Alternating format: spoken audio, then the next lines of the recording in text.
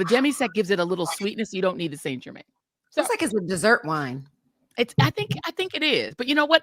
It's always dessert because I'm fun employed. I ain't got no job. That means I could have dessert anytime I want because I ain't got no job.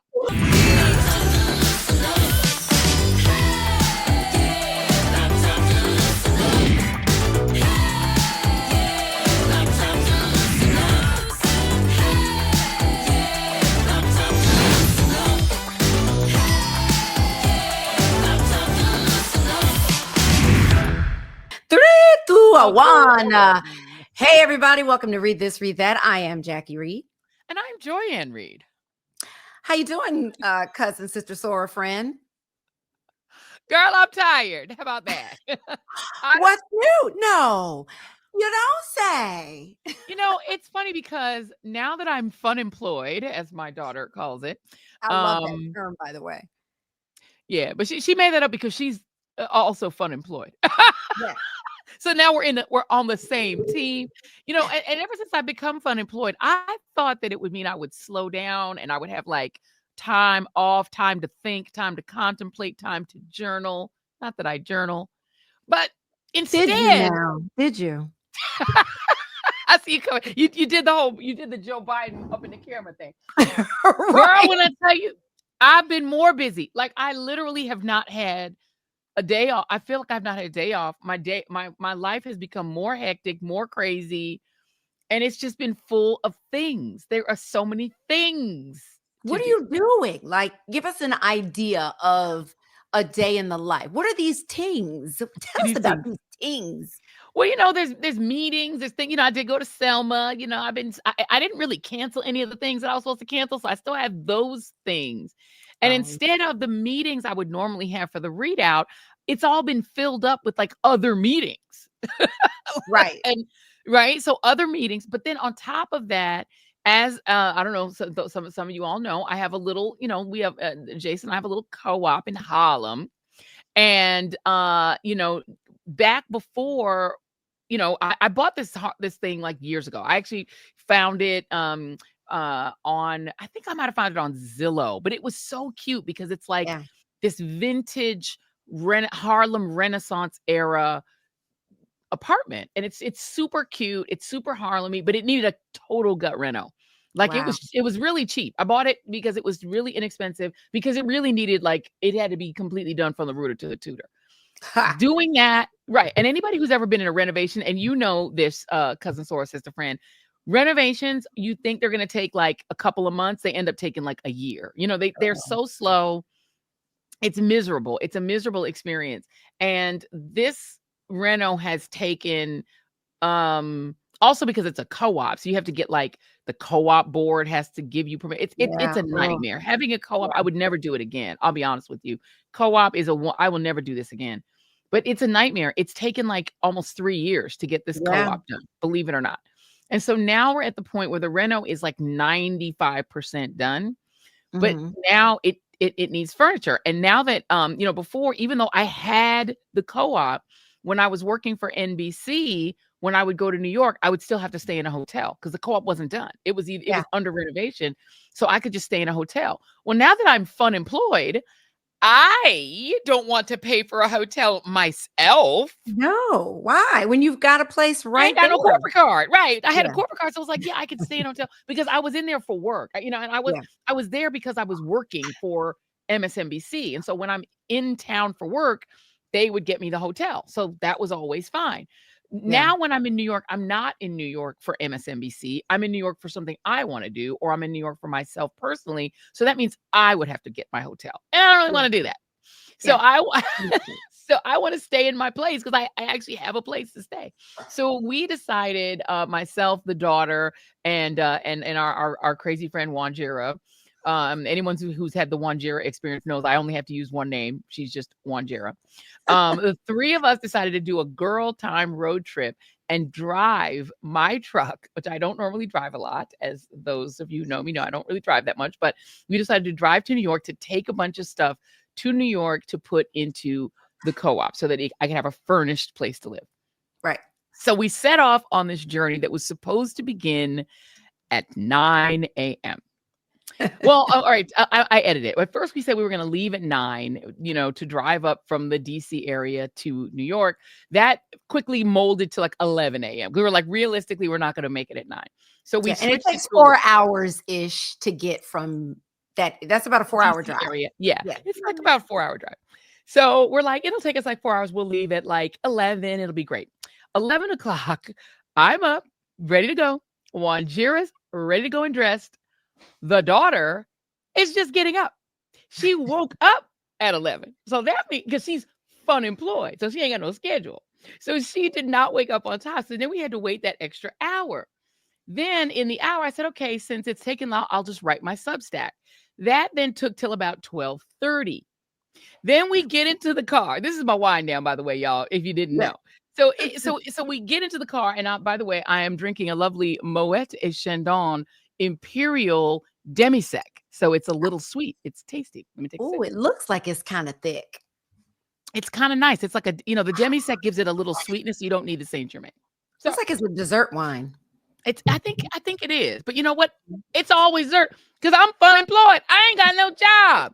That means I could have dessert anytime I want. Because I ain't got no job.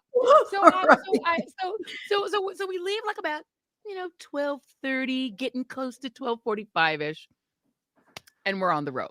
First thing that happens, we get into the car, and the daughter announces, "Oh, by the way, I ordered coffee. Can we go by the coffee shop and pick up the coffee that I ordered, which is now probably getting cold?" I'm like, okay. So we detour to get the coffee. That's detour number 1. On the way to the coffee, the daughter notices a sign at the side of the road that says estate sale. And she goes, "Ooh, estate sale." And then Wanjira goes, "Should we go to the estate sale?" And of course, my fun-employed behind goes, "Sure, why not? What else we got to do except get to New York on our 4-hour trip?" So we pick up the coffee. Then we detour to try to find the estate sale. And of course, me being the person who maybe gets lost a little bit and no one in the car is good with directions, we now have to follow paper signs to find this estate sale. We wind our way through. We look, we find the estate sale. We go up, and then I realize I don't want to walk into an estate sale in a predominantly Black neighborhood where that's kind of my base. Right. So I'm like, what I'm going to have to do in order to get in and out of this estate sale without it being a whole conversation about why I am fun-employed is that I'm going to put on a hat. I put on my hat. I put on a pair of glasses that look prescription glasses. And I decided to wheel out my patented British accent, which is what I generally do. I do in a disguise in my accent. And I'm like, I won't talk a lot. But this was the idea, is that I'm going to be a Brit. Right? Which means theoretically, everyone with me is also British. So we go in and I say, "Oh, hello. Might we look at what you have?" So we go in and they're looking around and I'm trying to talk very little. The lady kind of looks at me funny because she's Black. And there's another lady who's white in there who just doesn't really pay attention to me. But the lady keeps looking at me like, "Do I know you from somewhere?" So I just keep scurrying away from her and sticking and moving. I'm sticking and moving, walking through her place, which is full of different, very interesting things. I'm picking up like fascinating things. I found a tea kettle. I found this old phone that looks like it was from the Harlem Renaissance era. I'm like, "Ooh, I want that." So I'm collecting my little stuff. Then the daughter comes out and says, "Hey, Mom," in a totally American accent, her normal accent. And I'm looking at her like, "Why are you talking to me and calling me Mom and then speaking to me?" Because also she kind of looks like me. So then the lady's looking at her and then she realizes what she did and kind of scurries away. Wanjira starts off playing along with the bit, doing the accent. So she's, Right. "Oh, hello. What have you got over here?" And then without a beat, she switches right back to her normal accent. So this lady accent is coming and going. Sometimes it's on, sometimes it's off. Now me, I stayed in character. I was talking like this the whole time. "How much would this be? Can I have 2 of them? How much would it be if I took the box? Do you have a box for it?" I was like quite good at doing my accent. I stayed in character, but no one else was in character except me. So I'm the only one speaking in a British accent. Everyone else is sounding like a Yank. So I'm like, if you're the Yanks and she's my daughter, then how are we related? Doesn't even make any sense. So I decided I didn't want to have to pay with Venmo or a credit card because then my name would be on it and it would blow up my whole spot. And then they Yeah. would be like, this lady from MSNBC is weird as hell. She's suddenly speaking in a fake British accent. I don't want to get caught. So I was like, I'm going to go get some cash because, I don't want to have to pay with a card. And Lacey says, perfectly fine. So I leave. I then have to go find my way without any help to a bank, pull out some cash, find my way back, get back up there, and they're now ready to go. So we pay. I give the lady $200 for a whole bunch of stuff. We have all this stuff. Now we got to fit it in the car with all the other stuff that we were supposed to be taking to New York. We pack it all in. We're packing, unpacking, moving, sticking and moving. We get everything in the car. Now we're off on the road. All of a sudden, I was hungry from all the work and doing the accent. So then we had to stop and get some food. So we stopped. And then it didn't make sense to be in the whole packed up truck eating. So we ate and we got some food and we ate. So now we're on the road. Boom. But we've now blown about 2 hours. So now it's probably about almost 2:00. Right. And we get on the road. Anyhow, the bottom line is it took us 8 hours to get to New York. Yes, because the thing, I used to drive like on a regular basis. When I first moved to New York to work for BET, they weren't set up in New York. So I was They were in Maryland. They were still in the DC area. And so I would arrive in the DC area on Monday to do the BET Nightly News that night. And then on Saturday morning, I would go back to New York. And at first I took the train back and forth, and I used to stay at the George Hotel. I used to I would have to be a different room every time. This was for months. I was so stressed out. Then I was like, y'all got to rent me a car so I can be in control. And so I know this drive. And one of the main things for this drive that you have to plan for is traffic. You cannot hit, if you do not arrive in New York City before 3:00, yep, forget it. Forget it. You're going to be in traffic, And so, I wish, because I called you at one point. I can't remember at what stage of this trip that I talked to you guys, and you were like, "Oh, I'm getting off on the wrong exit. I can't." Girl, that was the other thing. Is that Jackie Aloysius Reed calls me in the middle of the ride, and of course I got distracted, missed we were trying to get off on an rest stop, right? People wanted to pee. So we were trying to find the rest stop. We put it in the GPS to be like rest stop. And it's, how back in the day, the rest stops were all right off the road. It's right there. Yeah. They're supposed to be right off the road. We completely missed the rest stop spot. So then I'm like, all right, let me get off the phone. So also my phone was starting to die. So I was like, all right, Jackie, let me get off the phone. Let's try to focus. And then it said 5 miles to the next rest stop after the one we missed. Right. Because I was on the phone being distracted. So then I'm driving and we get it. We get off at the 5 mile supposed rest stop. Girl, that rest stop wasn't right off the side of the road. We were all in a town. And I'm like, where are we? We could not figure out how to get back. When we finally turned ourselves around, everyone's getting frustrated. We turned around, got back, no rest stop. Now we got to keep going further. Everybody got to pee. So we're going. Then the other piece, when we left, I will say, Jason Reed did say, you better get you a sun pass. We didn't. We never did. And so I'm blowing. Get you a what? A sun pass. Or not a sun pass. I'm sorry, an easy pass. I'm saying sun pass like easy Florida. Pass. Yes. Easy pass. What? Because, there's still toll roads, because the way that y'all had to go through the tolls? Girl, we ended up on this toll on the New Jersey Turnpike where there's all these tolls and stuff. We're going through these toll roads. I don't have no easy pass. So I'm blowing through the easy pass lane, racking up tickets. I'm sure that when they send it to me, it's going to be like a few $100 worth of so tickets. You just went through the easy pass lane? You didn't stop it?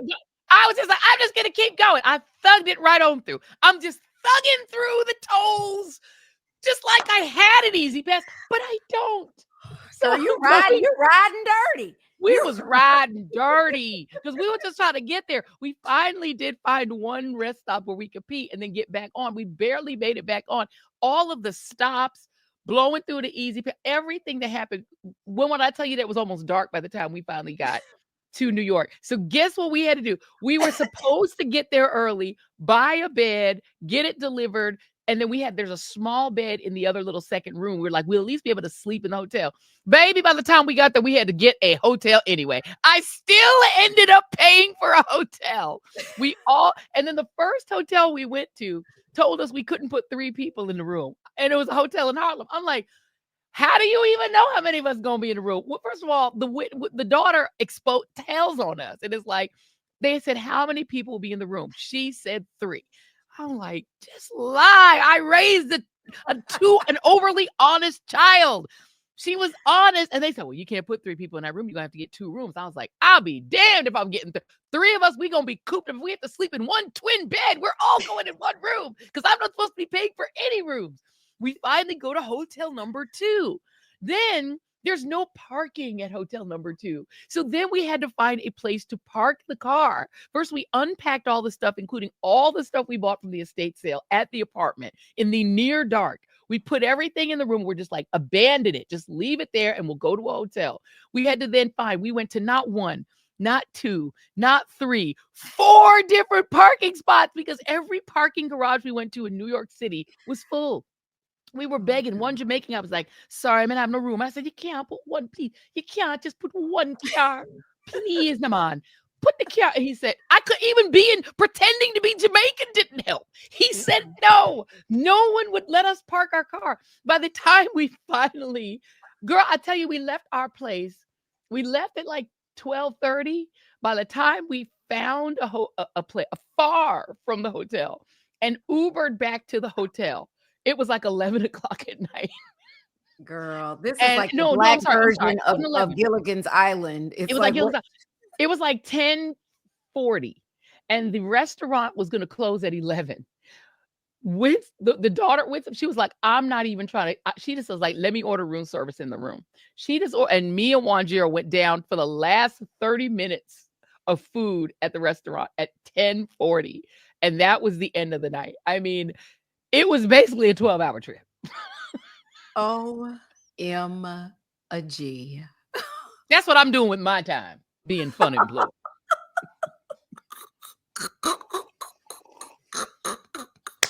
Clearly, I need a job. Oh my God. I need a job just for the discipline of having a schedule that I have to keep to. You put me in the loose in the wild without a schedule, and this is the kind of shit that happens. I gave you a schedule. You chose not to use it. Yeah, you put your hoodie on. I gave you a schedule. You chose to ignore it. Did y'all just wake up and say, let's go to New York? I mean, who drives with no snacks? Who stops to antique or whatever you all did to an estate sale and doesn't say, you know what, since we're going to stop, let's get food, let's go to the bathroom, and like all in one stop. We could have went to the bathroom at the lady house, but I was trying to get out of there with my accent intact. You should have peed on the way at a gas station before you got back on the highway. And who stops at a rest stop that is not like that takes you off the, and were you driving with GPS? It wasn't helping because here's the thing. We were using Google Maps, okay? That blue line is telling you where to get off, but it's unclear. It says veer off, and it doesn't really tell you. And then by the time you veer off, the blue line just resets and is like, that's the wrong blue line. It's like, damn it. Now that can be tricky, but that's why you got to have the voice that's talking, and then voice was talking, but it waits until you've already screwed it up. But once you've already gone the wrong way, then it's like it was delayed. It wasn't speaking early enough, and so then of course the daughter, she starts singing a whole song about how I can't read a map. She made up an entire song off the top of her dome about how her mama can't read a map. I was like, that's cruel. And it's also your fault because of the estate sale, lady. Oh, her fault. I thought you meant me. Her fault, not yours. Hers. Yeah. I'm thinking to the child who's an adult. The adult caused the whole thing by making us go to the estate sale. Also No, filled the car up with stuff. no, she didn't, because guess who's the parent? She is. You are. You Clearly know. she is. No, y'all are partners in crime, because you could have clearly said, no, we got to keep driving because we want to get to New York so we can buy beds and eat And pee. and pee. I ain't got no Oh my sense. God. When I talked to her, having no idea that this was happening, because she really tries to hide these things from me. I hide things from Jackie. I was just like, when I find out, I'm just like, when I heard you were going to Baltimore, and not from you, I just knew you were going the other day. I was like, I bet she's going. And then what do I see? There she is in Baltimore, having no business being there. I can't. I'm so off the Jackie schedule. She gave me a whole schedule, y'all. Just set it on fire. Just set it on fire. Girl, when I talked to you, though, I was like, this has to be your wind down. It has to be your wind down. I was just like, girl, how do you find yourself in these situations? I was like, this could have been, what's the movie with SZA and Keke Palmer when they're like on a road? Like, this could have been that. This could have been that. This could have been like, yeah. Oh my God, girl. That was, well, I'm glad you all made it. We made it. Glad we made it you back. got the furnishings. And so now the next time you go, you don't have to drive. You can just take the train. That's firm but fair. And on the way back, why did we go to a housewarming party? What is happening? How do you let this invited? Just say no. You're driving. Like, what? And wait, my last note before I turn it over to you to do your wind down. We stop at a housewarming party on the way back. And I said to the two of them, we are staying for 15 minutes because I do not want to drive in the dark. Because girl, what about driving in the dark? I don't want to drive in the dark. And I was like, we've got to get before it gets dark. Baby, we were on our way. We were at 10 minutes and I was ready to go. We had greeted everyone, hugged everyone. And then a lady walked up to us and said, wait, there's a cake. What's that got to do with you? She was like, you got to wait for the cake to be cut. Girl, by the time the cake was cut and the speeches were made, it was 45 minutes later. And it was dark. By the time the whole speeches and the cake happened, girl, it was 45 minutes later. And it was definitely dark when we got on the road. There are times when I hear stories like this and I was just like, if I would just call her every day, we could avoid these things. I could definitely manage. But I would just lie. Because see, I'm afraid to tell you what I'm doing. But I am here to help you. I don't know why you feel like pressure.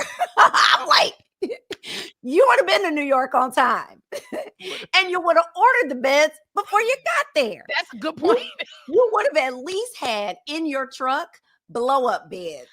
So that when you got there, all you had to do was blow them up. And since you have a kitchen in this place, you would have had groceries. That's true. And I would have had you bring toilet paper because I know there was none. No, but when we did get there, I will say the following day, we stocked the place up. We got toilet. Next time I go back, and the bed was delivered on today. So I didn't realize too that you can't get the bed same day for most furniture. There's almost no furniture shops in New York, and they just don't exist. So we got there, and the next day we ordered one, thinking I could get it delivered same day because I'm looking physically at the bed in the store. Baby, it's gonna take 3 days. So the bed was delivered today, and God bless Wanjira. She went back up to New York because she takes care of her sister. Yeah. She went back up and she was in the apartment today, received the bed, sent me pictures of the bed. It looks great. Now, when I go back up, I do not have to stay at a hotel. I have a bed. I have a tea kettle. I have teacups. I even have champagne flutes. There is toilet paper. Do you have sheets? Sheets, blankets. Oh, no, we bought everything. One thing I will say is the three of us were very productive the following day because we got everything from sheets to towels to spoons, forks, knives, like everything you would need to start up yourself in an apartment It's all there. There's still a little bit of renovation that has to be done, but it doesn't matter. When I go back there, if I have to be sleeping under a dust cloud, I will. I am sleeping in that apartment as soon as I chase the ghost out. But that's a whole nother conversation. Oh no, wait. That's the part I forgot that you did tell me, that this place is haunted. And that you're gonna have some kind of ritual. Yeah. Oh, say it again. We're gonna have the Baba come, and he's gonna aboomafu it to get just a boomafu the place, get it out. To get out the chikukus out and all the things. And how do you know this place is haunted? I mean, I just it's old. I mean, it's an old Harlem apartment, and the lady who lived in it before, I believe, passed away in the main bedroom, whereas now my bedroom. So I do believe she passed away in there, and they won't admit it. See, what happens is when you buy an old place, no one wants to admit how the elderly person who lived there, did they die in there? They never want to admit it, but I know she did. And the daughter has felt her presence in she's more sensitive to it, So I definitely think the lady's in there. So, but I hope it's just her. But I'm definitely gonna have a pastor come and pray on it.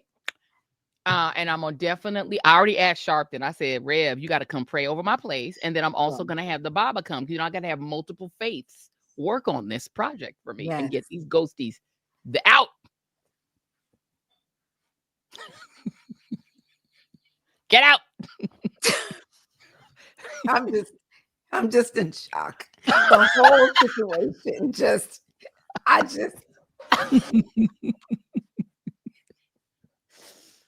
You gotta get the ghost out. Jesus Christ, child. I got a drink. I got my what are you drinking? Girl, I got my alcohol-free bourbon. My alcohol-free Kentucky bourbon with my bitters. I yielded my time to you, girl. My wine down. I had one. I can't forget it, but I mean, I'm still just in shock over all that you have been through. Just over, just a trip to New York. I can't. But I want us to get to our topics because we have got a great guest today. We have got our good friend, April Ryan, joining us, the longest serving White House correspondent standing today. And boy, she's got a lot to share with us. So she'll be joining us shortly. But we want to get to our Let's Talk topics so we can get through them. And we want to start with shit you need to know. Mm-hmm. Oh, and it starts with a sigh. I mean, because you know why? Chuck Schumer. I will say that his actions were just and I'll let you go into detail, were the straw that broke the camel's back for me, as far as my dedication to the Democratic Party. Yeah. It was a bridge too far with what he did, trying to avoid a government shutdown. And the Democrats being blamed for that, the way that he encouraged others, other congressional leaders to vote, in a particular way. And, they avoided a shutdown, but at what cost? And so now a lot of people are applying pressure to him, so much so that he had to cancel a book tour that he had to go around, talking about his book and with different audiences across the country. He had to cancel that. And people are putting a lot of deserved pressure on him. But there are some who say, I'll play devil's advocate here because I don't agree with this, but there are some who say that he really had no choice because the harm that would have happened if the government actually shut down, that it would have been Doge on steroids, and even more, they would have had more control to do whatever they wanted to do, that's why he did this. But I don't agree with that, but that's what some folks are saying. I think it was a huge mistake, but even Hakeem Jeffries, even Nancy Pelosi, they're all pissed at him. Mm-hmm. What's the latest on that? Because this has been happening over over some days now.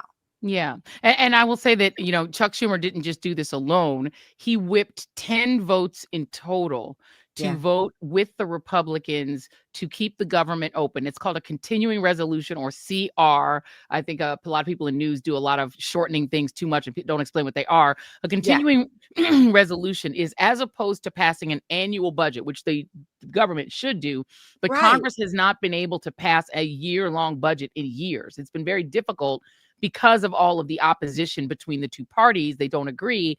So what they do is they just keep kicking the ball forward by passing what's called a continuing resolution, which basically agrees to keep the government funded through a short period, in this case through September. So a 6-month funding bill, which means we can pay our bills for the next 6 months. Here's the problem with the strategy Chuck Schumer went. It had no strategy. He essentially just caved for nothing. He got nothing in return. The government has been shut down 5 times in the last, I want to say 5 times in the last like 12, 13 because it feels like it keeps happening. I keep hearing it in the news that we're at this point. Yeah. It happens. I mean, it happened just twice in Barack Obama's like first term. They shut the government down in 2011. They shut it down again in 2013. Republicans did. Excuse me. And this is when Republicans had control of the United States Senate. Because remember, when Obama came in for a very brief time, he had 60 votes in the Senate and he had the House. That's how he passed Obamacare. Every major, positive piece of legislation to help the poor and the middle class has passed when Democrats have had 60 votes or more in the United States Senate and controlled the House. That happened for basically just about 5 months between August of 2009 and January of 2010. That was it. That was his 60 vote moment. And then Ted Kennedy died. That seat went to a Republican. And then it was just a cascade. After Obamacare passed, Republicans just started running the table. They won in 2010, which was a redistricting election because it was a census year. So then they redistricted in the country for 10 years. And then in 2014, Democrats got mopped again. So during that brief 60 vote period, from the time Mitch McConnell then became majority leader in 2010, he filibustered everything. He led Republicans to filibuster everything. No matter naming post offices, they would filibuster. They stopped Barack Obama's agenda. Remember, most of the things Barack Obama did for us as president, he did in his first year. Because after his first year, he faced Mitch McConnell, who wouldn't even let him put another member on the Supreme Court, which he had the constitutional right to do. He stole a Supreme Court seat from Barack Obama and really cut his agenda at the knees, to the point where the only way he could do immigration reform was DACA, which is an executive order, meaning it can be repealed at any time. And Mitch McConnell led Republicans to shut the government down in 2011 because they wanted to cut Medicaid. Medicaid is what Obamacare is. They wanted to slash Medicaid and they wanted to repeal Obamacare. And they were demanding the repeal of Obamacare in order to reopen the government. Obama ended up winning that shutdown war because Democrats put their foot down. Harry Reid, who was the Senate majority leader at the time, he played hardball with Republicans. He said, y'all gonna reopen this government. And guess what I'm about to do? He got rid of the 60 vote threshold for judges. And he got rid of that. And then they started jamming judges through because they knew this was Mitch McConnell's baby, was judges. So Harry Reid threw down. Like, Harry Reid was quiet. He had a soft voice, but he got ugly. He bodied Republicans when they would try to do this kind of stuff. But McConnell shut the government down twice just in the first term. They did this repeatedly as a hostage maneuver. But the way you respond to a hostage maneuver is you don't just hand over the hostages. What our guy Chuck Schumer decided to do is not even to negotiate. He demanded nothing out of this. Nothing. He demanded absolutely nothing. Nothing. He literally said, because he was afraid, because Republicans were saying they were going to label it the Schumer shutdown. Baby, don't nobody know who you are, Chuck. The average American don't know who you are. Calling it the Schumer shutdown would have been a terrible messaging move for a party that's normally good on messaging. Don't nobody know who you are. But to me, let it shut down. It's already shut down. No. What I'm saying is, don't vote with them. You know what I mean? Let them take the blame. Let them take the blame every time. And by the way, to your point, every time Republicans have shut the government down, they've gotten blamed and their approval ratings have tanked. And they've had to give in because the people were so angry at the government shutdown, the Republicans had to give in, and Democrats won every shutdown before this, y'all. Just remember this. Yeah. Democrats won every shutdown. The government will be shut down for 10 days, and people were going so crazy in red states that Republicans had to give in and let the government reopen, and they had to give something. In this case, the government is already effectively shut down. Doge is already controlling every Yeah. agency and firing people. Right. Nothing would be different if the government is already shut down, because Doge has already shut the government down. Firing so many people, thousands of already people, happening. tens of thousands of people. So, okay, so Nothing would have changed. how do we keep pressure on Chuck Schumer right now? I think he has to go. I mean, I'm being honest. Are we calling his office? Are we writing? Are we sending emails? What do you think? I think you can do all of that. I think it's fine. We will put the number up on our screen here for you to call his office if you want to tell him how you feel about him. But I actually think now it's about calling the other members of the United States Senate and telling them they need to remove him as leader. And I think it's that serious. It's now where whatever state you live in, you need to be calling your senator and telling your senator that they need to remove Schumer as leader. And I'm not one who gets involved in the politics of the Democratic Party. I normally just report on it.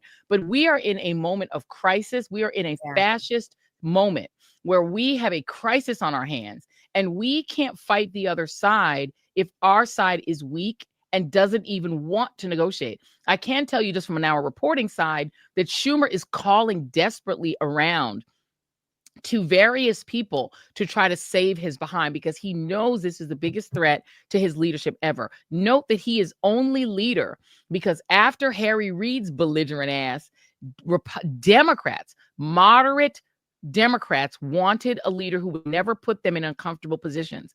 So they picked Schumer because they knew Schumer was an accommodationalist. He's there because of the way he is. But that attitude of being an accommodator and appeaser is dangerous to us. As Black communities, we're going to lose so many people to hunger, who are going to lose their housing, who are going to lose their student loans because of this Republican government. And if you think that not shutting down the government is going to change that, it won't change anything. The only thing it changes is their incentive structure for Republicans, who now won't have to deal with the even angrier people in their states because the government is shut down. Now they get to get away, and Trump gets to say that his big, beautiful tax cut extension is bipartisan, because they're doing all of this. They're gutting your mama's Meals on Wheels. They're gutting Medicare. They're gutting food stamps. Head Start, all to make room in the budget for this $4 trillion tax cut for the super rich, to make that permanent. They're making all of y'all pay for that tax cut. You are going to pay out there in read this, read that land. You're going to pay through the teeth for that tax cut. And Chuck Schumer joined Republicans to do that to you. I think we can't fight this fight with a weak leader. And he even threw Hakeem under the bus, because Hakeem Jeffries held his coalition together to vote no. Only one Democrat split from the Democrats in the House. They went and stuck their necks out. John Ossoff, who is the most vulnerable senator, he's the one at the biggest risk of losing his seat. He voted no. Yeah. In Georgia, and Warnock voted no. All of the Black Democratic senators all stuck their necks out and voted no. They all stuck their necks out for these 10 to betray them. That was he betrayed not just the Democratic caucus in the House and Senate, but he betrayed every single American who's on Medicaid. And a Medicaid includes Obamacare. So if you have Obamacare or Medicaid, Chuck Schumer stabbed you right in your back. It's a goodbye. Well, before we wrap up with shit you need to know, I do want to talk about what I started off saying about really being done with the Democratic Party. And I was thinking about becoming an independent, but then I heard from this gentleman with the Working Families Party. You know what I mean? Thanks to you and your circle, I heard from him, and I really feel like I'm picking up what he's putting down. And I think more people need to follow him. His name is Maurice Mitchell, and it is the Working Families Party. He's on IG, but they have a whole website. It is workingfamilies.org. And this makes sense. And a lot of people, let me ask you this, because when I was talking to our team about this, there was some concern about, well, this is what happens with the Green Party, right? You end up dividing our vote. But what he explained, when when you were asking him about it, is no, they had Kamala Harris as their presidential candidate, last year. Mm-hmm. So they have the ability to put whoever they want. They don't have to run an individual candidate. But I mean, what do you think about this Working Families Party? So Because I I'm like the liking them. Yeah, I like the Working Families Party because they are not the Green Party. Just as you said, going independent is always dangerous. And I'm a lifelong Democrat. I will say that I've been a Yeah, Democrat me since I've too. been able to vote. But the Working Families Party does not operate like the Green Party. The Green Party is a pure spoiler party. They run a third candidate for president. And also they don't really run candidates lower down. They disappear every 4 years. That lady, they call her the cicada. She Jill just pops Stein, up. right? Jill Stein. She pop up every 4 years and run for president. So it seems like the whole purpose of the Green Party is for her to get some fame every 4 years and then Yeah, disappear, take enough votes to hurt the Democrat, and then go away. I haven't right. seen them do anything else. I mean, they claim they do other things. I haven't I seen it. haven't seen I it. can't speak on it, but I don't know what they do. But I know what the Working Families Party does. Because in New York in particular, and I think in a couple other states, the way they operate in parallel to the Democratic Party, but also in parallel to all the parties. And what they say is we will offer to endorse candidates who meet our agenda. And you have to get our endorsement in addition to the Democratic Party endorsement, generally to get elected as a Democrat in New York. People have to remember New York is not a liberal state. New York is the home of Wall Street. New York Yeah. is the big business capital of the United States. New York City's GDP is the same as the GDP of Canada. The city Mm, of New York and the tri-state area, the metro, New York metro, yeah. its gross national product is equal to Canada. So it's a Wow. country, it's a city state. And Yeah. so New York is not liberal. New York has a red part of the whole north, all the agriculture parts are red. The reason New York generally tends to be liberal is that even statewide, people who run there also try to seek the endorsement of the Working Families Party in order to get elected because the Working Families Party has a very progressive pro-worker agenda. They are all about workers getting good pay, workers getting good housing, workers being able to afford to live near where they work, workers having the right to unionize. That's their platform. Their platform is pro-worker, pro-working class, pro-regular folks. Yeah. And people who want to run as a Democrat, including in places like Connecticut, Chris Murphy I believe, asked for their endorsement. In that New York tri-state area, New York, Connecticut, and New Jersey, Democrats generally try to get their endorsement and the Democratic Party endorsement. So AOC will run, and AOC is both the Democratic candidate in her district and she's the Working Families Party candidate. Because what people fear is that if they don't get both, working families will put up a person against them, and they've done that. They stay on the Democratic side because they're trying to pull the Democratic Party back toward workers, but that's not their purpose. Their purpose is they're their own party. But if Yeah. you are a right-wing Democrat, working families might run somebody against you. And so Right. people fear that. So in order to avoid that, people will move to the left to get working families endorsement. So they end up pulling Democrats to the left. I Right. like them because they generally operate that way. They do not operate as a spoiler. They are in about 24 states, and every state where they are, I am all for people joining on, to be honest, because I am at that point where you are, Jackie, where I'm so done with the Democratic Party Done. that I am very tempted for the first time in my life to not be a Democrat and to become Same. working families. Yeah, I'm done. Like this, they have no. I heard Chuck Schumer on an interview. I think it was a podcast for the New York Times or something, and he was talking about after this vote, this disaster, and he was saying, "Oh, we have a plan." You know what I mean? Because Trump's approval rating is so low, and when it gets below 40%, then that's when they have no choice. But Republicans across the aisle are going to come and start voting along with us, No, and they're they're not. going to, we just have to wait them out. And I'm like, he's What? like, because they're a disaster. Everything they're doing, the American people don't agree with. I'm like, dude, I don't know what he's thinking, but he has got to go. But to me, the Democratic Party has no plan. They have no Project 2025. They knew to me, back in November, once, let's say, but if Trump won, which is like, to me, before the election, they should have had a plan just in case, Right. because the Republicans or MAGA had a plan in case they won, Yeah. right? They had something ready to go. Democrats needed a plan in case they lost. And it's Yeah. been since November. They've had time to come up with something, and there's nothing. Nothing. To me, Well, to vote in favor, of avoiding a shutdown, but to get nothing in return, right? yeah, And you're delivering 10 people, right? And you get nothing in return. Like, nothing. what is And happening?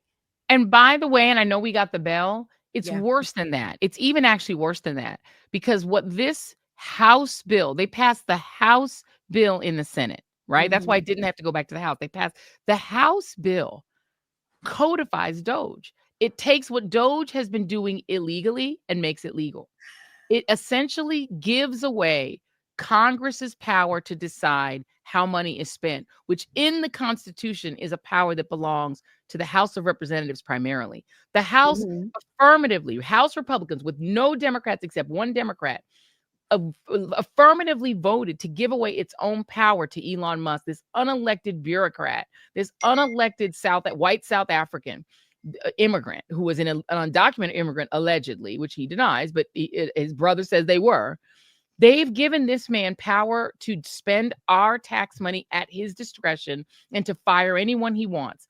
This House bill that now the Senate has also passed codifies that into law and says that legally now he gets to do that. For any Democrat to vote to give away their own power, which their constituents voted for them to exercise, to give it for Chuck Schumer to vote for that, for Kirsten Gillibrand, the other New York Democrat. All of these 10 deserve to be primaried, and it would Yeah. be totally fair to primary them because they betrayed their party, they betrayed the Medicaid recipients in their states, and they betrayed anyone who believes in fighting autocracy. It was a betrayal. There's no other way. And when Joe Biden showed himself to be too infirm and aged to run for president, people went to Joe Biden and said, "You got to step down." I don't see, and one of the people who did that was Chuck Schumer.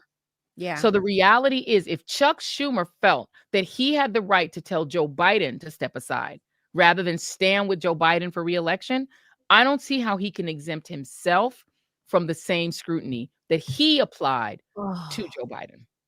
I'm just sick. I'm just sick. So for our Let's Talk topics, first up is Miss Dawn Robinson from En Vogue. You may have heard she recently went on YouTube and shared with the world that she has been living in her car. Now, Dawn is one of the founding members of En Vogue. She left over what was reported as contract disputes years ago, like back in the 90s, because they started up in the early 90s. This group, they've been around for a long time, Yeah. and so she left, remember, Mhm. and then she joined Lucy Pearl. She did a solo album. Then she Yep. joined Lucy Pearl and left that group. And then she came back to perform with En Vogue in the early 2000s. But since then, they've added a new member. One of the I can't think of Maxine's last name, the real cute short one. She just came back, rejoined En Vogue. So they had three members. Right. Carrie and Cindy were still a part of it. They added someone else, but then they added Maxine back, and now there's four. But Dawn has never come back, and she put out this video, and right away people were like, oh my God, what's going on? People questioned her mental health. They were like, let's help her. Her ex-husband, even, publicly, which I have a problem with, did an interview with TMZ letting us know that he offered her a job in his field of hospitality. He said she would have health care on day one, but she declined that reportedly. I did not hear that from her, but I'm just reading some things. So anyway, she's living out of her car, but she says she is fine. She said this was her choice. She said she was living with her parents in Las Vegas, and because there was just not harmony in that home for her. She said she just boldly decided to just live in her car, and she's been doing it for 3 years. And she said she's really happy. A lot of people, as you might imagine, have been, trying to get in touch with her, offering her. People have been like, you should go back to En Vogue, but she's like, no, thank you. She seems, based on, if you listen to the video, she seems really at peace. And I think that, our instantly we think of people living in their cars, particularly those of us of a certain age. We think of people living in their car as, oh my God, they're in trouble. They're either mentally ill or like but like they're in trouble. But there is this whole movement, Joyanne, if you look on social media of people deciding to live in their cars or live in vans. Like, it's a thing. They show you how to do it, and a lot of people are opting to do it. I actually read an article on Medium from a man who said that he decided to live in his car after doing research on social media. And the reasons he gave was he wanted to save enough money to pay cash for a condo. And he said not paying for a mortgage or rent. And he has a full-time job, but not anything that pays an exorbitant amount of money, but enough, that he is able to save. And he said he did it because he wanted kind of like to see if he could do it. But the main thing was he wanted to save money. He has a retirement, account that he pays into, and he's saving money to buy a condo. And I feel like, if you look on social media, it is really shocking. And that's what really kind of shifted me, because I hear about somebody living in their car and I'm like, oh my God, this is, but she says, I am fine. I'm living my life. I'm at peace, and I've got a plan. And she's decided to share her journey on social media. And it's like, I know it was hard for her to do, because when you watch the video, she was like, you guys, I've been living in my car for the past 3 years. And then she said, "Whoa, I said it. I said it." You know what I mean? Because there's this shame, and we really need to remove that from people who make these choices, because people have come to her with options for a job, a place to stay, a that. And she has said, no, thank you. And I believe that people have to understand, I think in the world of entertainment, especially, what the price that you pay for the fame, the money, and all those things, comes at a cost. You have to play a game up until you make enough money to decide, I don't want to play this game anymore. And we know how the music industry is, in particular, when it comes, to artists, just really bad record deals. You know what I mean? Maybe some of them mismanaged their money. I don't know what happened with her money, but they don't end up making as much money as we think they do. But there's this lifestyle that is presented, which is part of the pressure, right? You can't show up authentically because there's this expectation, which can be a lot of pressure. I'm proud of her for making this decision, but it really has dominated, the conversation, the news, so much going on, but it's been out there. A lot of people are talking about it. Yeah. What And do I you mean, think? I think that is the challenge too, right? And that is the downside of fame. I think that people, they love the glory, but the story is often different, right? And I think Yeah. people always perceive, particularly in the music industry, but even in TV, that people make a lot more money than you think, right? People Yeah. assume that anyone who has a hit record has got to be rich. But I Right. remember during the actors' strike, being surprised by some of the stories you heard, particularly about Black actors who it turns out were really, essentially working class when it comes to the Hollywood lifestyle. The average actor makes about $26,000 a year. Just because you see someone in a movie does not mean they're well off.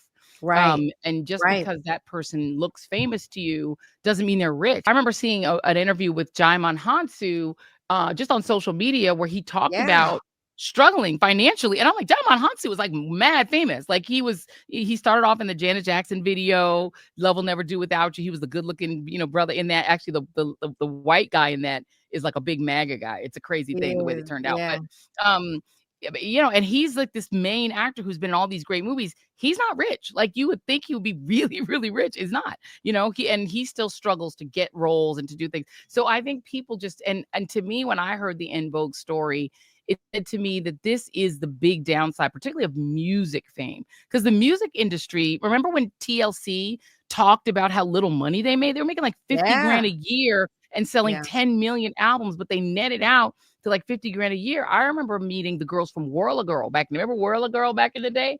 Yeah. Whirl Girl, a couple of them came to my baby shower for the same daughter who put me in the estate sale. They came to her baby shower.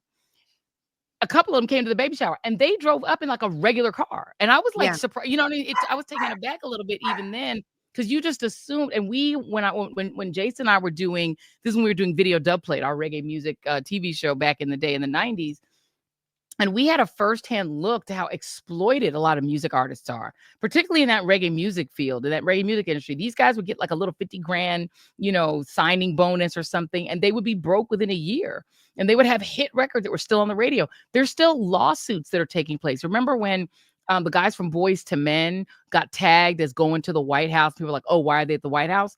They were there advocating. They're still trying to get a bill that has been for decades fighting music artists to be able to get residuals when people play their songs like in the clubs and stuff. They're not always paid when their songs are played on the radio. So stuff like that. So it doesn't surprise me that Dawn is not rich, but it's tragic because whatever she's going through has to be so public because she's famous. And that's the thing, is that you're much better off being wealthy than famous, because if you're wealthy, your struggles are few. If you're famous, your struggles are public. You're muted. Oops. I'm sorry. Dogs barking. I'm sorry. And I was saying it is unfortunate. I think we as a society need to shift how we think about celebrities and fame and what that is supposed to look like. I mean, I think especially given the economy that we are in and what's going to happen over the next 4 years, which to me, it's just going to get worse for so many of us, unless you're a multimillionaire or a billionaire, then a lot of us are going to see our incomes, decline greatly. I think, we really need to rethink how we live, but there's this expectation, to show up a certain way. And I definitely reject that. I mean, I barely wear makeup, now when I go out. If I go to a black tie, I'm not wearing a gown. I don't. Girl, all I wear is my wig and my British accent.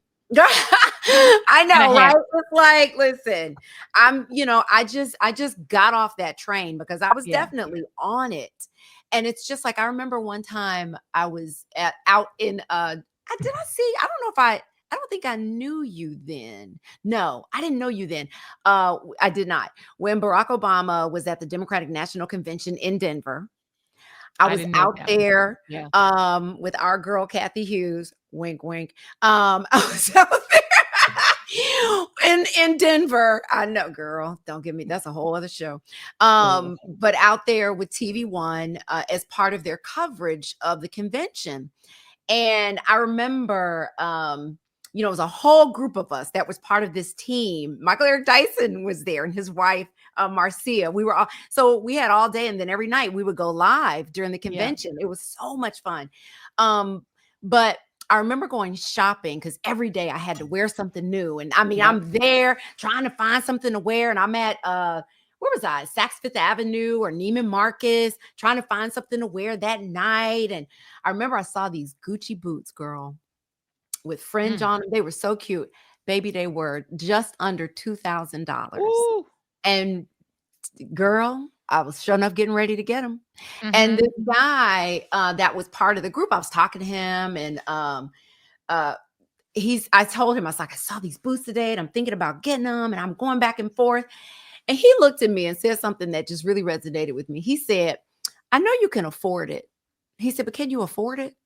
And I was just like, And that just sat with me because I was in this moment of just, if I saw it and I wanted it and the money was in my bank account, I'm getting it because I got to show up a certain way.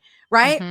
And girl, that was something that really stuck with me. And I think that just grew and grew and grew and influenced, like to this point now, I don't want to buy anything designer, been there, done that. But I think we have to shift not only how we spend and what we see as valuable, because we're not doing nothing but making those brands rich. Some people listen. Yes. And I gotta tell you, back when we were doing video dub play, this was one of the things that really did sit with me even at the time, is that, we were around when FUBU first started. Yeah. Because Angelo Ellerby, the great Angelo Ellerby, who was a publicist for everyone, I everyone know. who was anyone was using Angelo at the time, Mary J. Yeah. Blige, you name it. And a lot of the reggae artists that we were interviewing, as a matter of fact, we interviewed Junior Gong, who was like the baby Marley boy when he was, the welcome to Jam Rock. But he was like a 14-year-old boy eating like breakfast cereal when we went in there. He was so cute. But so a lot of the artists we were interviewing were there. And so we ended up interviewing the guys from FUBU for Radio Dubplate, or just talking to them at Angelo's spot.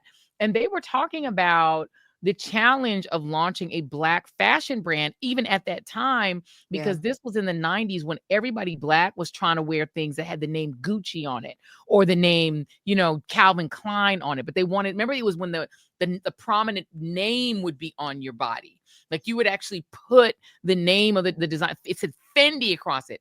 And what people didn't understand is that Fendi wasn't selling to the very rich white folks in Beverly Hills the thing that said Fendi on it. That stuff said Right. Fendi in the tag. They were selling to Black people Yep. the thing that said Fendi on. They were making us their billboard. And Yes. Black people were they didn't just want to wear Gucci. It had to say Gucci. They Yes. didn't, you know what I mean? And like we were the ones who that was targeted to. Their really high-end haute couture was Don't not wear being sold that. to us, nor did they want us in it. They didn't mind using young Black people as billboards, but they didn't Right. really want us in their haute couture. And when you had a Black brand launch, they were in this struggle of trying to get Black people to shift their thinking toward a Black-owned brand that they could see as luxury. And Sean John, and now we know what he is, but Sean Combs was doing it, and all these Black brands were launching that were trying to get Black people to shift over to Black brands and view them as high fashion. And it was a struggle because Black people were so bought in to the mythology of white brands. And we Yeah. still are, I think, in some ways. And I think We that are for in those of major us, ways. in a major way, right? So we have to, I think it's about all of us, not just people who are in prominent jobs and TV jobs and stuff like that. But as a culture, we love to adorn ourselves. Black people have always been dressy. I always say Black people are the dressiest people, and Girl. we're the most formal. And I love Black formality. I'm like obsessed with Black formality and the way we dress up, even though I'm a dress down Black. But most Black people are very dressy. And so we love fashion, and it's part of our heritage as African people. African people are very dressy. They're Yeah. always dressed beautifully, and they're always adorned. So it's part of our heritage and our culture. But we need to shift our thinking that we don't have to go broke doing that. You know what I Yeah. mean? Like we don't have to spend our last penny doing Yeah. that. We don't always have to do it with white brands. We can use our own cultural brands, and our adornment can also serve our community. It So was now like my dog is scratching at the door and demanding to come in. let the baby in. I'm not going to sing this time for the interlude, but we send our prayers to Dawn to live her life to the fullest, however she wants to. And I would say a great way to support her is to follow her YouTube channel, Yeah. support her being independent. She's going to document this journey. Maybe she wants to write a book, or maybe she just wants to live it out on YouTube. Support. Follow. Let's give her numbers on her YouTube channel. And that way she's empowered to do what she wants to do. She's saying no to what people are offering her for a reason. She seems really happy and at peace. And that article that I read from the gentleman on Medium, he said now he's so much more at peace. He said he has so much more time to do things. He said he works full time. He said, but after work, how you usually feel like I got to go unwind. And he's walking out in nature. He said he travels all the time, and he doesn't have to pay for a hotel room, and he's not broke. Right. He almost bought a condo. He had enough for the down payment, but he decided that the fees and everything and what he would be paying once he, got the condo would be too much. So he was like, I'm just going to pay all cash. And that's what he's saving up for. Mm-hmm. And I mean, y'all go on YouTube. There are so many people that are doing this. It is bananas, but it is a thing. It's probably like a whole thing, because I know when we were in our little road trip, we stopped at a truck stop on the way back, which we also had trouble finding, but that's a whole nother story. Yeah. Once we found it, it was kind of fascinating to see the products that they sell for truck drivers, because they essentially live in their trucks. And so there are all these like things like wipies that wipe you can take. It's like a bath in a towel, and things that they do for. So I'm wondering if you have to like create a whole set of things you need to buy, right? Because you have to bathe yourself, you have to brush your teeth, you have to find a place to take a shower. Like that's got to be a pretty complicated enterprise, I would think. Well, a lot of these truck stops have full showers. They Yeah. have full showers. And in addition to that, a lot of times you can get a really inexpensive gym membership. And you can, girl, I'm fascinated with all this stuff. You can go and shower at your gym. Or if you, depending on where you work, like some places offer gym memberships, some places That's of true. employment have showers. There's a lot of things, or there might be a single bathroom you can go into and do certain things. Like people really figure it out. Hmm. It like do a deep dive on a couple of these videos and look at how these people live. And a lot of people feel like, oh, these people are, have mental Homeless. health issues. A lot of them don't. I Yeah. mean, it is by definition homelessness, but I Yeah. think the difference is It's typically by what we choice. see as homelessness, that is not by choice. A But lot by of the these way, people, it's by there are choice. people who are homeless by choice too, because there are, and Yeah, some people are definitely dealing with mental illness. But I know that in yeah. New York, there's an issue, incredibly expensive housing, and people who genuinely cannot afford Well, that's not what I only a mean. house but a car, but Yeah, they're living and they're and we have a crisis of housing in this country, of housing affordability. It is an yes. absolute crisis. It's No out one of should have to live control. in their car. No one should have to make that choice. But I get why you would do it, because it is, if you're, especially if you're in a place like New York or Chicago, Woo, or these San really expensive Francisco. cities. Yeah, How would you even, I mean, I can't even imagine. I mean, it's just impossible to even get like a little studio apartment. It's so expensive, and you have to have so much money to down pay, and you get credit checked like you're buying. So it's right. almost like buying a home just to get an apartment. Yeah, no, I agree. We're gonna pray for her, y'all. Follow her We will YouTube pray. channel, Come on, Don. and we'll see what's next for her. Maybe this will bring what she's looking for to her front door. Okay, let's bring our friend to the stage. So I want to do her justice with this introduction because she is so fabulous. So April Ryan is the Washington bureau chief and White House correspondent for Black Press USA. Right, April? I'm looking at her head. She's like, "Yep, okay." And she is also the longest serving she's the longest serving White House correspondent in history. She said Black White House correspondent in history. Okay, she's soon about to be the longest serving. But right now, she's the longest serving Black White House correspondent in history. She's also an author, 2 books: The Presidency in Black and White, My Up Close View of 3 Presidents, and Race in America, was published in 2015 and was nominated for an NAACP Image Award. Her second book, At Mama's Knee, Mothers and Race in Black and White, was published in 2016. She's a columnist for the Daily Beast, an HBCU grad. There's so many other things that we could say. We're going to bring her to the stage. But what I do want to say is that she is also an honorary member I of thought you were gonna leave it out. Delta Sigma Theta Sorority I'm holding. Incorporated. I'm holding my phone. I can't do it, but yes, ooh, it is an honor to be with you Yes. guys. Oh my God, I love both of you. Joy. Every time I see Joy, last time I saw, her, I was like, "You bring me joy." I can't even say. Look, I'm getting over the flu We twice. heard. How That's are why I'm sitting you? out in the sun. Let me tell you, that thing hit me like a truck. I heard. And my doctor actually wants me to get blood work just to make sure. And that's something that we all need to be talking about. Remember people, the CDC people who were fired on Yeah. Valentine's Mhm. Day? So Mhm. there's stuff that they're not telling us and they're muzzling them. Yeah. We've got COVID on the rise. We got the flu on the rise. We've got so many different things on the Measles. rise, measles, and Yeah. they are not talking about it. And Yeah. that's why, Joy, that's why one of the reasons why I miss your voice, because you are fearless. You speak. And I'm watching Substack. I'm watching all because I get the list and I'm like, okay, I get the dings in the you must work in the middle of the night because that's when I get it. Because I'm like, Lord have mercy. I said, Yes, she does. these strong women, you be sleeping and you hear ding. I'm like, I have to turn notifications off because they are always working. But no, but I was hit with the flu twice since January 29th from the White House. And the Mhm. anti-vaxxers, the people who don't believe in it. But it was rough. But I'm back. Yes. I'm wearing a mask. I'm out in the sunshine getting it because I was inside in the bed for a while, but I'm getting it Mhm. now. Yeah. Yeah, but I'm going to tell you this, Joy. You touched my heart when you said you're around the age where your mother passed. My mother passed at 64, and I got Mhm. $4,000 left on my cemetery plot. Mm, Mhm. I'm mm. serious. People Oh, think it's no. more. Yeah, It's I'm with you. serious. No, No, it's serious. we have to normalize talking about these things, Yes, preparing for these things, not only when you because you have children, if you have children, but also with family and knowing what to do and knowing what your wishes Oh, are. I mean, there's so much to it.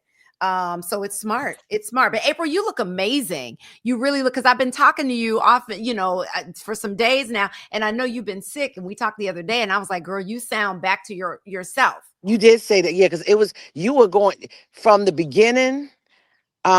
Cause from the beginning, it was like I was very nasal and congested. I didn't sound like myself, but I feel like, and it's still messing with my throat. But I'm telling you, I had flu A first, no, flu B first, and then I had flu A. That flu A hit me like a truck, or maybe it Wow, was just the fact that B wasn't finished, and all of them.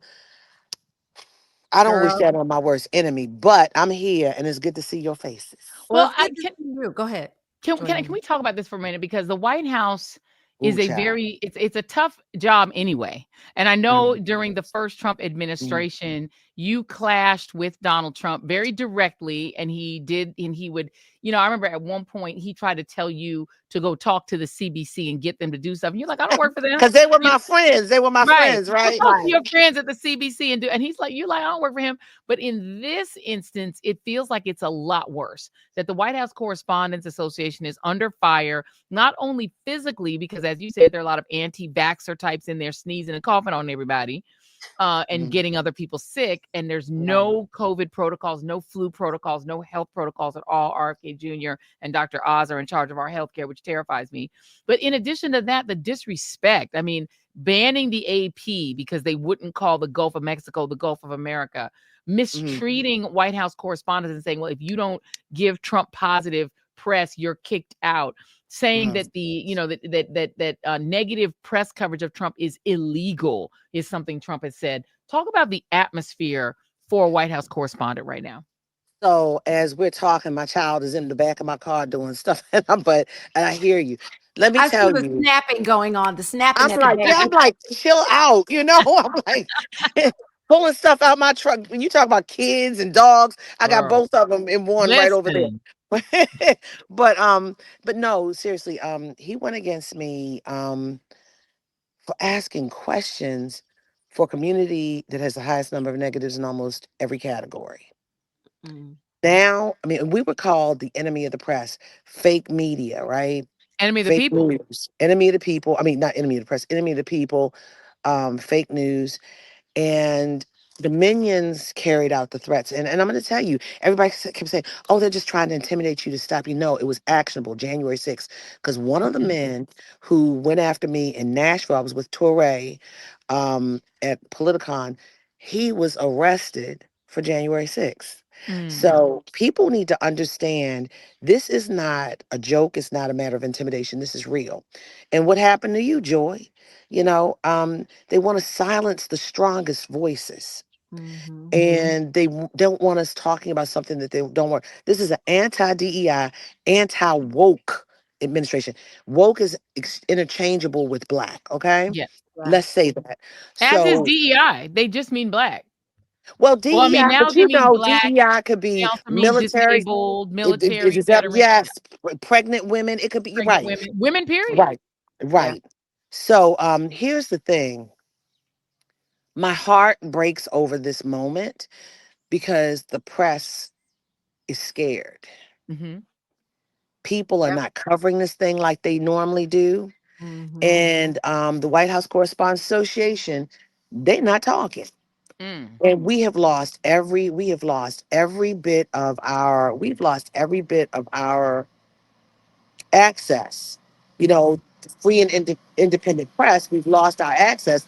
But yet, guess what they're doing? They are creating their own pool. Talking about the White House. They've cut us down. They're boycotting the White House Correspondents Association dinner and all the activities. They boycotted the Gridiron dinner.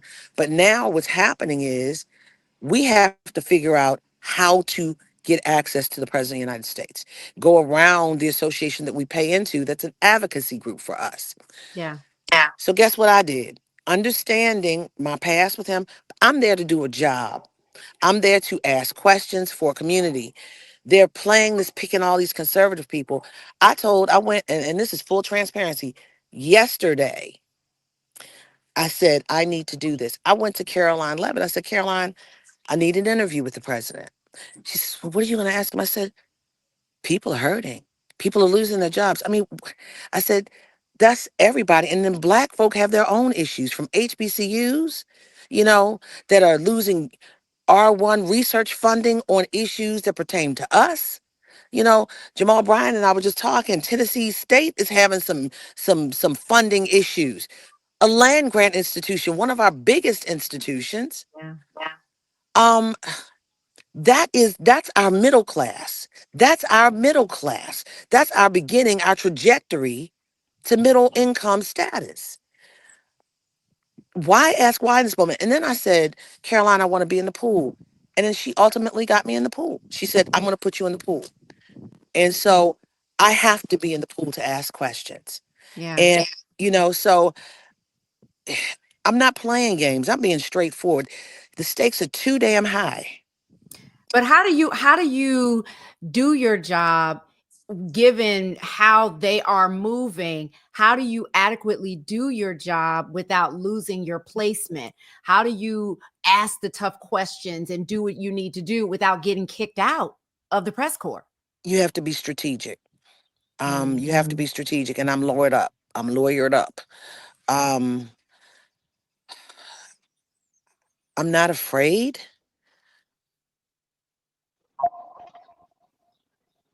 Ooh, Uh-oh. Oh, you're wait, I muted. can't hear you. I think you're getting a call or something. You're I don't. blocked, April. Okay. Oh, I'm Say that blocked. over what you just said. Yeah, Oh, no. Your audio went out. But say that again. After you said you're lawyered up, what'd you say after that? I said I'm lawyered up. I said, and they could be putting me in the pool to make an example of me. I don't know, but in the meantime, I'm going to ask the questions that need to be asked about Black people, Mhm. about our community. I don't know what tomorrow brings, but you have to be strategic in this moment. And that's for the White House Correspondent Association. I'm very disappointed in them. It took Yeah. 3 weeks for them to ask us or to say, well, what should we do? We done lost ground and we're not going to get it back. 111 years.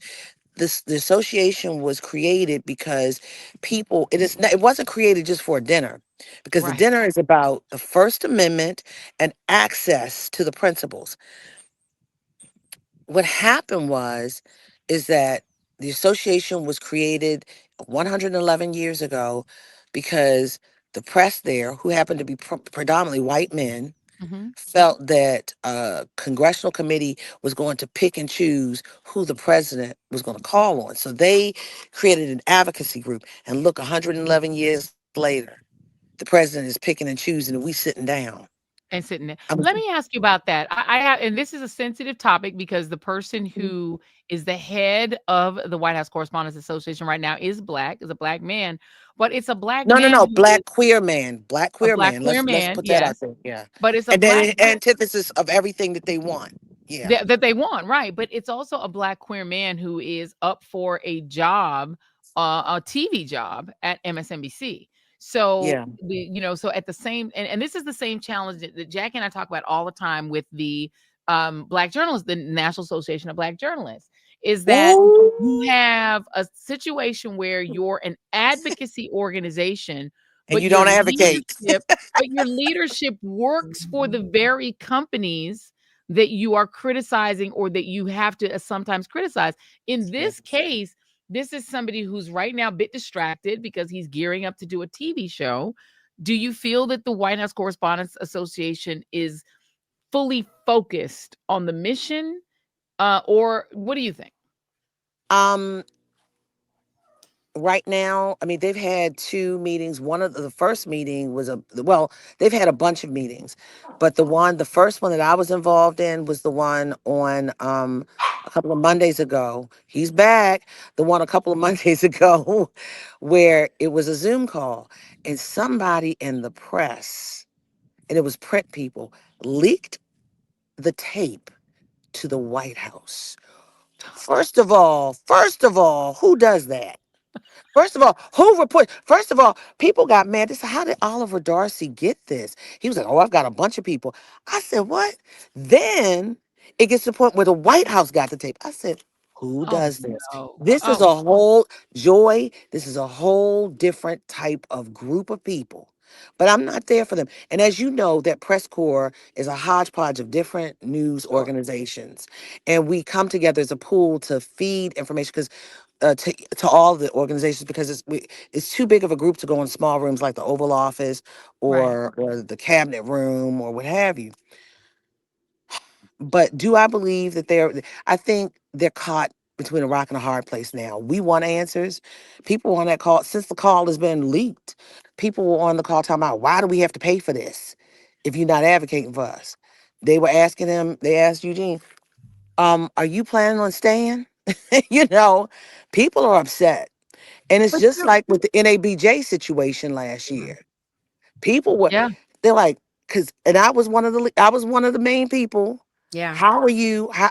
Because I had to deal with this, yeah. and this Well, is, I mean, and can we say that, for those who are, we don't want to be too inside baseball with our yeah. audience. I'm sorry. NABJ last year had Donald Trump come in and do an interview on stage. And one of the people that was on the stage, while those of us who maybe had not paid up our membership dues had to fully pay up You're telling in on order yourself. to just No, attend. we paid Oh, in order to go. So We had you to were paid pay up. We had I in to order pay. paid. to I was paid go. up. Yeah, We Yeah, had to pay, but one of the people on the stage who was from Fox was was not not a even a member. member and never Nope. had been a member as far Nope. as we know. Now, Nope. maybe she became a member in order to be on that stage, but Hmm. I have no knowledge that this person is even a member. So they They gave never this even person told a us break. that. They never even no, told us that. and on And top of that, because April was reporting in real time on this girl through Yes. social media. Because didn't they also let him approve of who was going to be on that oh stage Yes. yeah.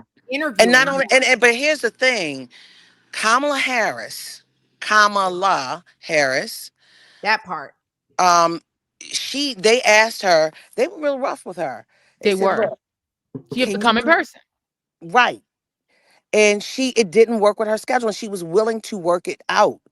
It was like no, no, no, and we're gonna have. And they had Donald Trump, and that's what Donald. Remember when is that what he said? Black jobs, the black jobs, yeah. The Or no, black job. That's where he talked yeah, about the the black black job. jobs, He said, I yes. came in person. He said, because I thought I had to. Kamala's not even here. He said it on the stage that He night. It did. was a disaster.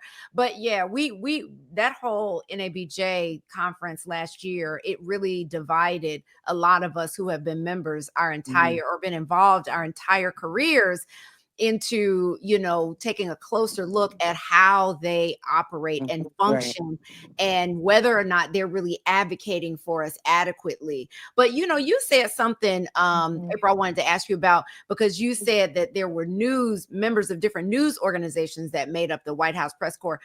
Is it Yes. still that? Because I Yeah. feel like a lot of people, like the guy who was asking Zelensky about whether or not why he didn't have a suit David on. Ty. Marjorie You know what I'm Taylor Greene's boyfriend That's what I'm saying. Who are these people? and the TASS news agency, Right. From Russia. Russian news, Russian, state like TV. like you're asking who's leaking? Are these the people that are in these private meetings that you're Child, I don't know. And I'm saying it like that as I sit in Baltimore. Child, I don't know. Um, I don't know what the game plan is, but this is what they're saying. We're giving more people opportunity and access than ever before. And some of that is not necessarily news organizations, traditional news organizations. Opinion, very favorable to the conservative Central. side, to Right. MAGA. Yeah, so it's very interesting. That's all. How do you, as a journalist, I've known you, April, For a since I long was time. on Radio One. And I think the first time I was so excited because, I was the booker slash co-host for James T. Thomas. And he said, we need to get April Ryan. So I tracked you down and booked you for News Talk 1080 WTPS. You probably don't Sing even it, girl. remember it Sing it, because girl. I was so nobody. And literally, I was so excited that I finally booked the great April Ryan. And at the time, you were with a different news agency. You weren't with the one you are now. Yeah. And you were with AURN. You were on Yes. America Urban Radio Networks. And so I booked you. This was Mm-hmm. probably in 2006. So you've been, and you were already doing this high level of journalism of dealing with these White House. You've dealt with multiple presidents. Mhm. Rank this experience of Trump 2.0 versus all of these previous presidents that you've covered. How does it compare? 5 presidents, 6 presidencies. If you because Trump is disconnected. Right. A Five second. presidents, Yeah. six, yes, six presidencies. Yes. Um, everyone. Well, let me say this: after every president I covered, when they left the White House, I would say there'll never be another newsier one. Each one was newsier. This one, this is when you attack. I'm going John McCain. When you attack the press, when you take press freedoms away, that's when dictatorship eases in. What makes us different than Russia and China? And at this point, state run media, they're creating their own state run media. And it does the nation, this is not about us. It's not about the president, it's about the American people. It does the American people a disservice when they don't hear the question and answer, that first line of questioning an American president when the checks and balances don't check and balance out. And I'm talking about the three branches of government. And that's one of the reasons why we are part of the First Amendment.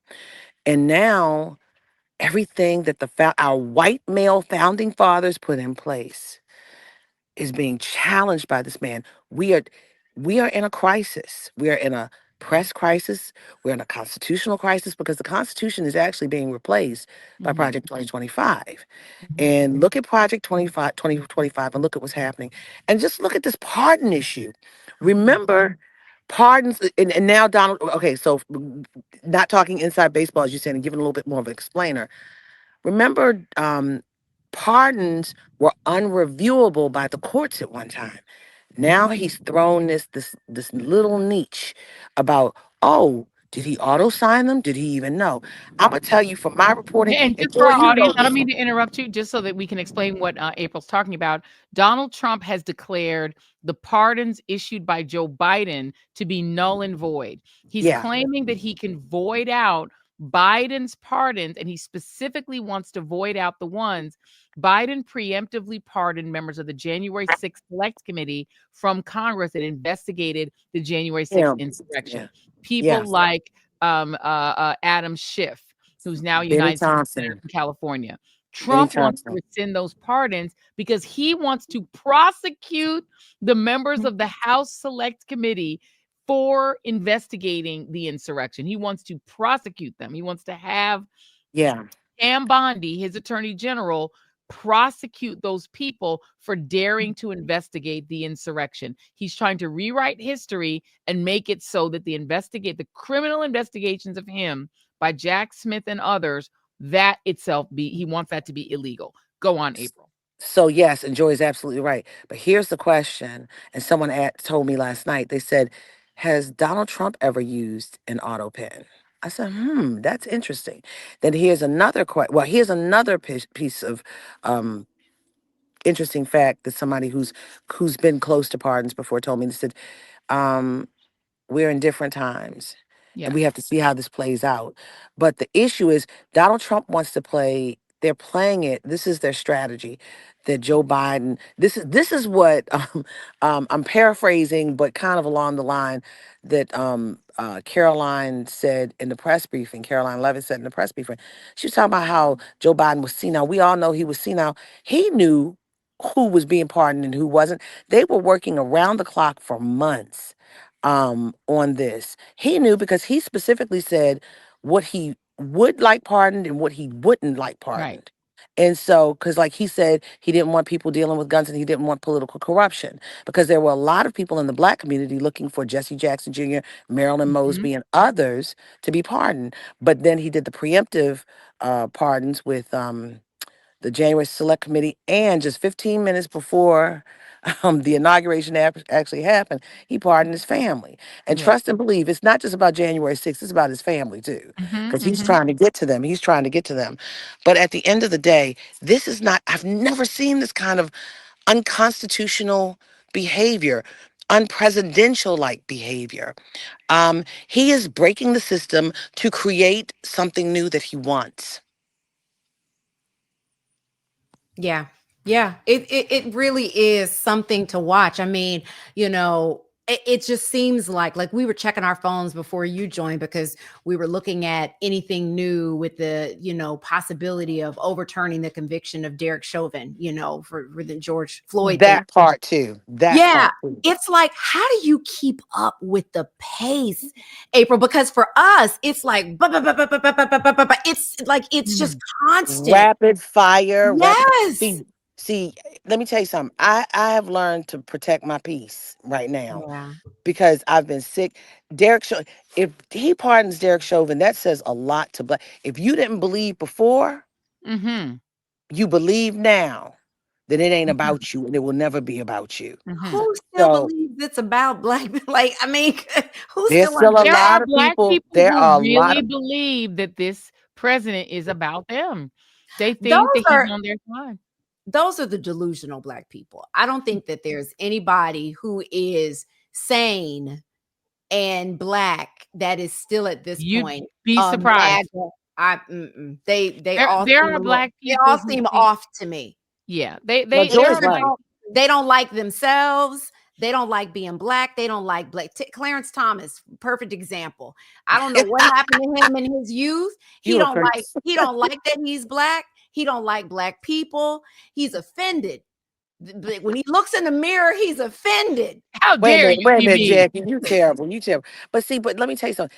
There are a lot of black people who are upset with Snoop Dogg and Nelly. And I went on Snoop Dogg's page the other day. He's still apologizing in certain ways because he's writing little things. Go look at his page. I gotta He ain't look. I gonna I'm I gonna say had hit to him stop up. looking because it's a dumpster fire. He be posting the most benign stuff on his Insta, and the responses are your people are sellout mad. Hell out. People all are the mad. way People down. are But mad, see, and they're that's still. But then there's that other crew that doesn't care. Then no, there's but that see, other crew that that's what I'm doesn't care. saying. I don't think that Snoop is out, is mentally off. I think that there was a reason that he did it. I don't know if it was because his friend was going to be pardoned or was No, his pardoned. friend was pardoned. He Yeah, wasn't going to be. He was yeah. pardoned. And so I feel like because look, 4 years, I don't think that he believes that Trump is good for the black people. I feel like he feels like Trump is good for him. Mike Tyson was at the inauguration and did not care. Mike Mike Tyson Tyson got was into there the. Y'all too? just proving my point. Wait a minute, you didn't know that? He No. was dancing, being the guy who he had to fight with on what's that on That big wrestling Netflix. match that they did? Yeah, Yeah. Yeah, he was with him. not And wrestling. our friend Michael Steele, that was his brother-in-law, he got him into the Republican Party. So child, I don't know. I don't know what people are looking for. I don't know. It's politics is personal. Mhm. And this hits everybody in a different way. But for me in my house, um, I'm a black person who lives in Baltimore, in the state of Maryland, where my mother was a government employee, state of Maryland, where there are a lot of government employees here. We're Mhm. the second jurisdiction. DC is the first that has the most federal government employees, and then Maryland. This area is hurting and Mhm. fearful. And I'm a black person who has family members who are in federal government worried, have friends who are in federal government worried, who have people who support them. I understand what it means to be black in America, regardless of being April Ryan. Yeah. I understand what it means to be black in America. I know my history, know the present, and I know the future if we continue to go down this road. And that's one thing. But then as a journalist, I carry that with me, understanding the unique plight, the survival of all that we've been through. Um, and I have to marry that with this White House and reporting on the White House. Yeah, And that goes back to another one of your questions. It's a dangerous time. it is. It really is. And April, let me say this. Let me say how dangerous it is. Again, Joy, I love you. And I was depressed that day. Jackie will tell you, I lost a friendship over it. mhm. Mm. And really don't want to talk to that person because I was in my feelings. And because right now this is not the time to be making excuses. This is the time for all of us to kind of stand and say, okay, this ain't right. Yeah. and how do we approach different things in different ways. I'm not an activist, I'm a journalist, but my way is to like Ida B. Wells said, Yep. shine a bright light on that story. And that's what I'm trying to do. Mhm. Yeah. Is there another book coming, April? I feel like there is. That's what I'm trying to do. Look, and April, the subtext of that, because I can tell you from personal experience, book writing is a whole hard chore. It is so much work. It takes it all out of you. I Yeah. mean, I can even tell you just from my point of view, the fact that they took Medgar Evers' name down from the Arlington National Cemetery, it just hit different because of my relationship with Your the Evers connection, yeah. family. And it's like it really, you pour your whole life into a book, and a book is, it's like having a baby.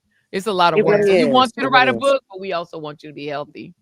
Yeah, Yeah. but let me tell you this real quick. And what is really, we didn't, nobody was really talking about it before, but it's shaking us now. The issue that remember when 1989 this Bryant Gumbel interview came out with Donald Trump. He said, I believe male and female highly educated black people fare better than highly educated He whites. did.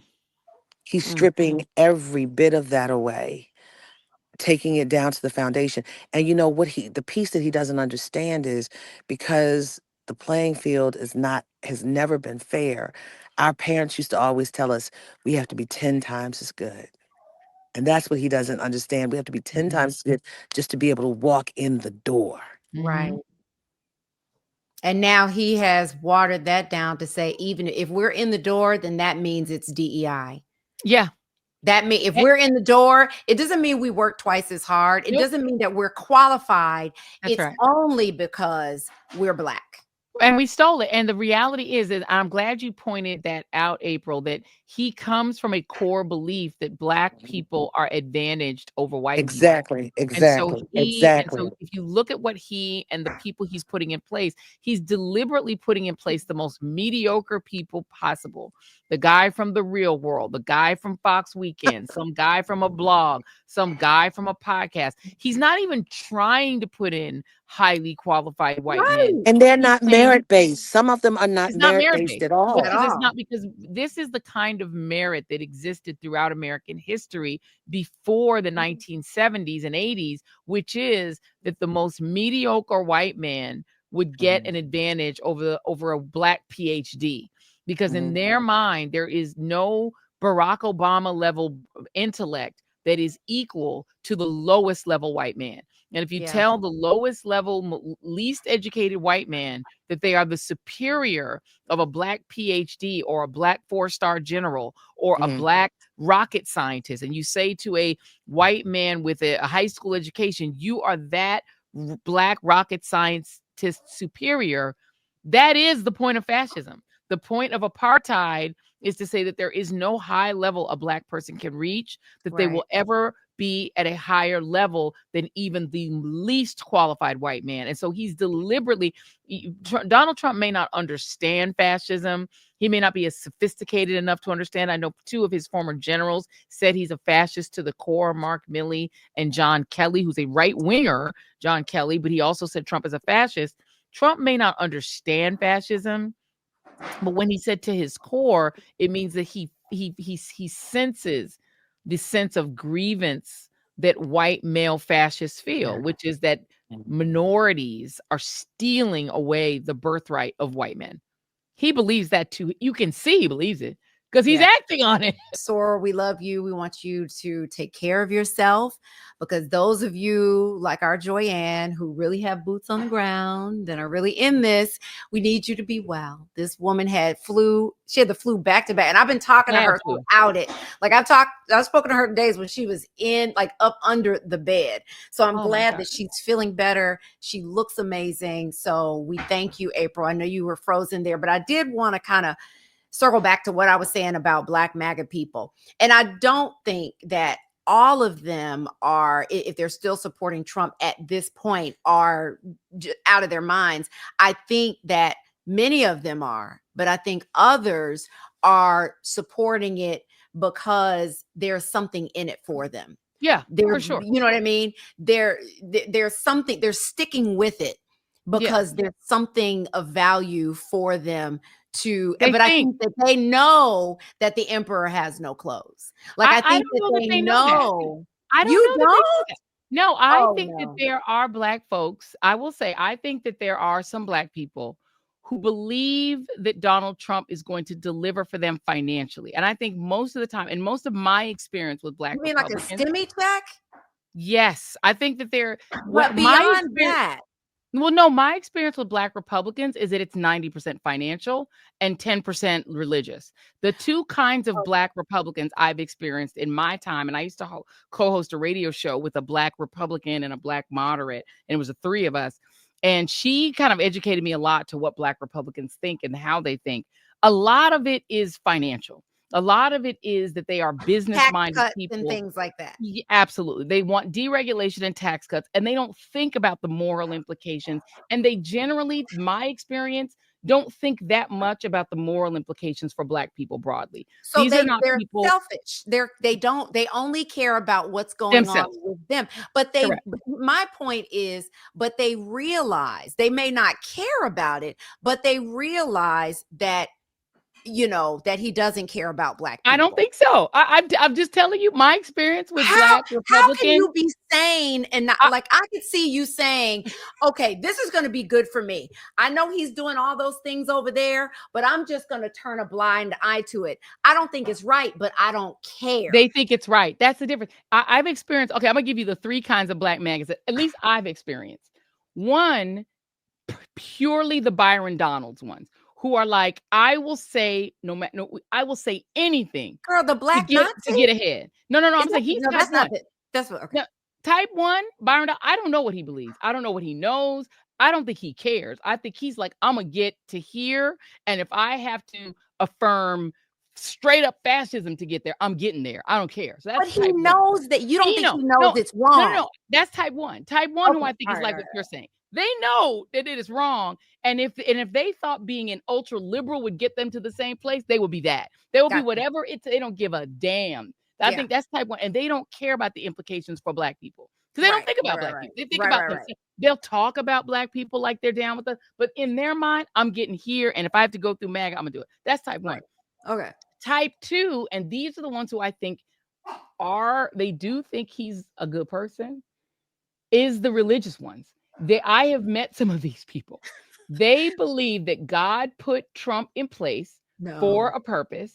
They tend to be very suspicious of the LGBTQ advancement in society and feel that Trump is somehow advancing their Christian principles. And I think those people exist. I think there are Black and white people. I think there are Blacks, and I've met them, who seem to genuinely believe that Trump, what he's doing is right, that they actually think it's right. They think Donald 2 Corinthians Trump. Yes. I've met them. I'm telling you, and when I talk to these people, I want to believe that they are lying to me, but they are so steeped in this. It seems so sincere. They really believe.